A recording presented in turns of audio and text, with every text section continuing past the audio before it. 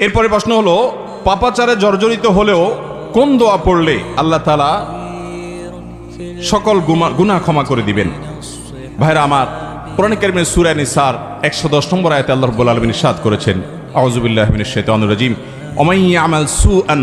আও ইউযলিম নাফসাহু সুম্মা ইয়াস্তাগফিরুল্লাহ ইয়াজিদিল্লাহা গফুরুর রহিমা। যে ব্যক্তি খারাপ কোনো কাজ করবে, ওয়া মান ইয়ামাল সুআ, কোন অপরাধ করবে, খারাপ কাজ করবে, হারাম কোনো কাজে লিপ্ত হবে, আও ইয়াজলিম নাফসাহ, অথবা যে ব্যক্তি নিজের প্রতি নিজে অবিচার করেছে, অন্যায় করে পাপাচার করে জর্জরিত হয়ে গেছে, সুম্মা ইয়াস্তাগফিরুল্লাহ, এরপরে যদি সে আল্লাহর কাছে ইস্তেগফার করে, ক্ষমা প্রার্থনা করে, ইয়াজিদিল্লাহ গফুরুর রহিমা, সে আল্লাহ রাব্বুল আলামিনকে ক্ষমাশীল পাবে, অনুগ্রহকারী পাবে।